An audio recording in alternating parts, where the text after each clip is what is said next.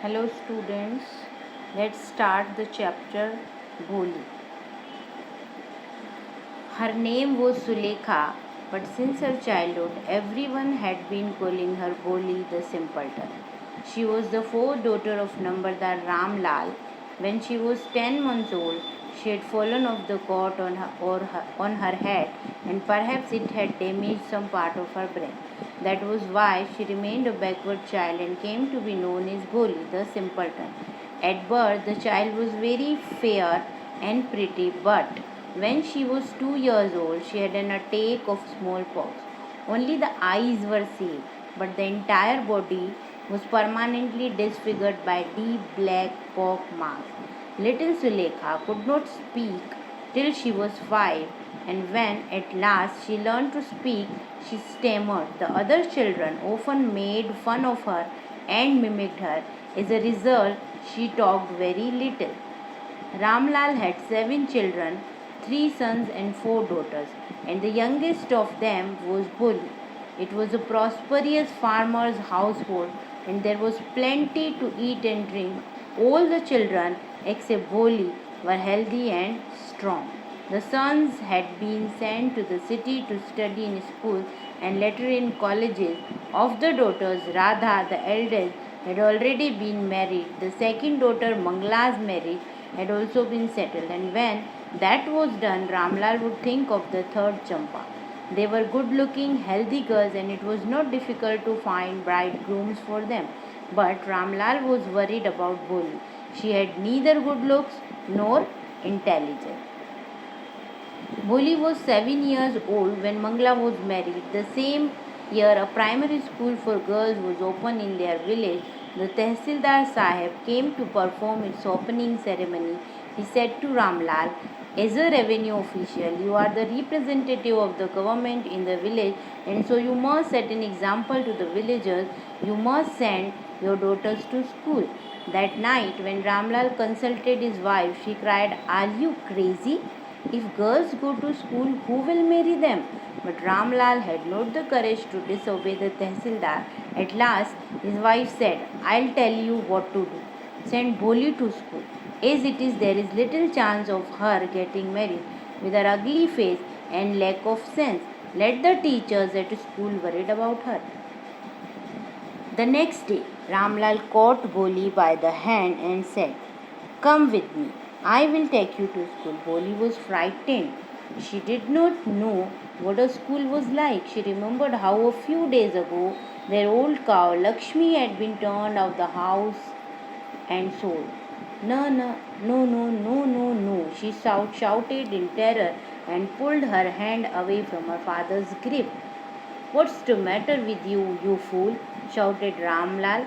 I'm only taking you to school. Then he told his wife, let her wear some decent clothes today, or else what will the teachers and the other school girls think of us when they see her? New clothes had never been made for Boli. The old dresses of her sisters were passed on to her. No one cared to mend or wash her clothes, but today she was lucky to receive a clean dress which had shrunk after many washings and no longer fitted Champa. She was even bathed and oil was rubbed into her dry and matted hair. Only then did she begin to believe that she was being taken to a place better than her home. When they reached the school, the children were already in their classrooms. Ramlal handed over his daughter to the headmistress. Left alone, the poor girl looked about her with fear-laden eyes. There were several rooms, and in each room, girls like her squatted on mats, reading from books or writings on slates. The headmistress asked Boli to sit down in a corner in one of the classrooms. Boli did not know what exactly a school was like and what happened there, but she was glad to find so many girls almost of her own age present there. She hoped that one of these girls might become her friend. The lady teacher who was in the class was saying something to the girls, but Boli could understand nothing. She looked at the pictures on the wall. The colors fascinated her. The horse was brown, just like the horse on which the Tehsildar had come to visit their village. The goat was black like the goat of their neighbor. The parrot was green like the parrot she had seen in the mango orchard. And the cow was just like their Lakshmi. And suddenly Boli noticed that the teacher was standing by her side, smiling at her. What's your name, little one? B- She could answer no further than that. Then she began to cry, and tears flowed from her eyes in a helpless flood. She kept her head down as she sat in her corner, not daring to look up at the girls who she knew were still laughing at her. When the school bell rang, all the girls scurried out of the classroom, but Boli dared not leave her corner.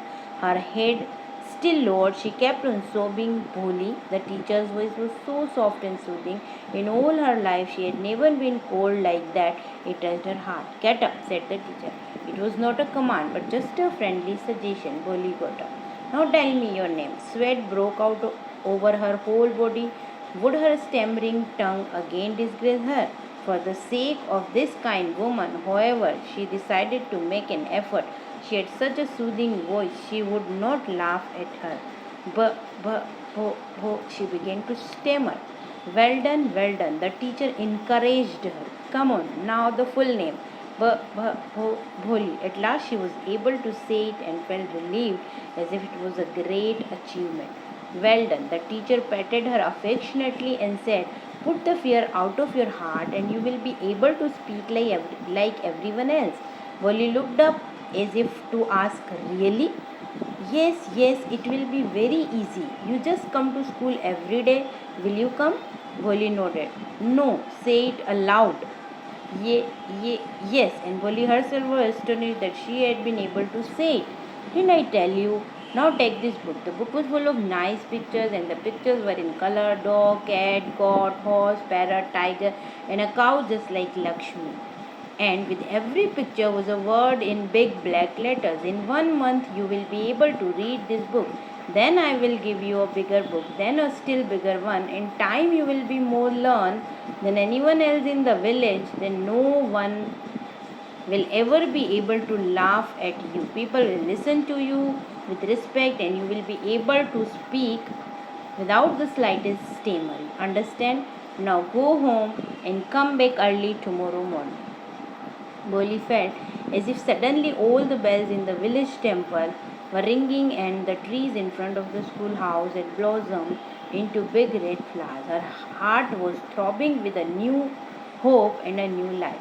Thus the years passed, the village became a small town. The little primary school became a high school. There were now a cinema under a tin shed and a cotton ginning mill. The mail train began to stop at their railway station. One night after dinner, Ramlal said to his wife, then shall accept December's proposal. Yes, certainly, his wife said. Bholi will be lucky to get such well-to-do bridegroom. A big shop, a house of his own, and I hear several thousand in the bank. Moreover, he is not asking for any dowry. That's right, but he is not so young, almost the same age as I am, and he also lives. Moreover, the children from his first wife are quite grown up. So what? Does it matter? So what does it matter? His wife replied, 45 or 50. It is no great age for a man. We are lucky that he is from another village and does not know about her pockmarks and her lack of sense. If we don't accept this proposal, she may remain unmarried all her life. Yes, but I wonder what Boli will say. What will that witless one say? She is like a dumb cow. Maybe you are right, muttered Ramlal. In the other corner of the courtyard, Boli lay awoke on her cot, listening to her parents' whispered conversation. Bishambarnath was a well-to-do grocer. He came with a big party of friends and relations with him for the wedding. A brass band playing a popular tune from an Indian film headed the procession. With the bridegroom riding a decorated horse, Ramlal was overjoyed to see such pomp and splendor. He had never dreamed that his fourth daughter would have such a grand wedding. Boli's elder sister, who had come for the occasion, were envious of her luck. When the auspicious moment came, the priest said, bring the bride. Boli, clad in a red silken bridal dress, was led to the bride's place near the sacred fire garland. The bride, one of his friends, prompted Vishambarnath. The bridegroom lifted the garland of yellow marigolds. A woman slipped back the silken veil from the bride's face. Vishambar took a quick glance. The garland remained poised in his hand. The bride slowly pulled down the veil over her face. Have you seen her? said Bisamba to the friend next to him. She has pock marks on her face. So what? You are not young either.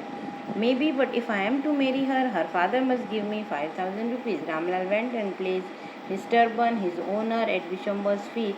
Do not humiliate me so. Take 2,000 rupees, no 5,000, or we go back. Keep your daughter. Be a little considerate, please. If you go back, I can never show my face in the village. Then out with 5,000. Tears streaming down his face, Ramlal went in, opened the safe, and counted out the notes. He placed the bundle at the bridegroom's feet. On Bishamba's greedy face appeared a triumphant smile. He had gambled and won. Give me the garland, he announced. Once again the veil was slipped back from the bride's face. But this time her eyes were not downcast. She was looking up, looking straight at her prospective husband. And in her eyes there was neither anger nor hate, only cold contempt. Vishamba raised the garland to place it round the bride's neck. But before he could do so, Boli's hand struck out like a streak of lightning, and the garland was flung into the fire.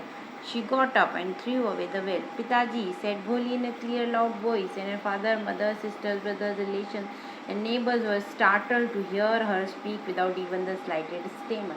Pitaji, take back your money. I am not going to marry this man. Ramlal was thunderstruck. The guests began to whisper, so shameless, so ugly, and so shameless. Boli, are you crazy? Shouted Ramlal. You want to disgrace your family? Have some regard for our izzat. For the sake of your izzat, said Bholi, I was willing to marry this lame old man, but I will not have such a mean, greedy, contemptible coward as my husband. I won't, I won't, I won't. What a shameless girl. We all thought she is a harmless dumb cow.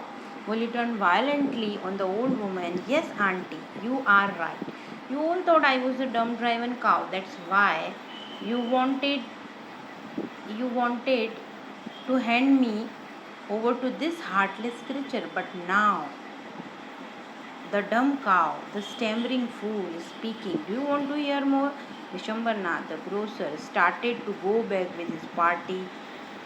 The confused benchman thought this was the end of the ceremony and struck up a closing song. Ramdas stood rooted to the ground, his head bowed low with the weight of grief and shame. The flames of the sacred fire slowly died down. Everyone was gone. Ramla turned to Boli and said, but what about you? No one will ever marry you now. What shall we do with you? And Sulekha said in a voice that was calm and steady, don't you worry, Pitaji. In your old age, I will serve you and mother, and I will teach in the same school where I learned so much. Isn't that right, ma'am? The teacher had all along stood in a corner watching the drama. Yes, Polly, of course, she replied, and in her smiling eyes was the light of a deep satisfaction that an artist feels when contemplating the completion of her masterpiece. So, this is the beautiful story written by K.A. Abbas. I hope students you like the story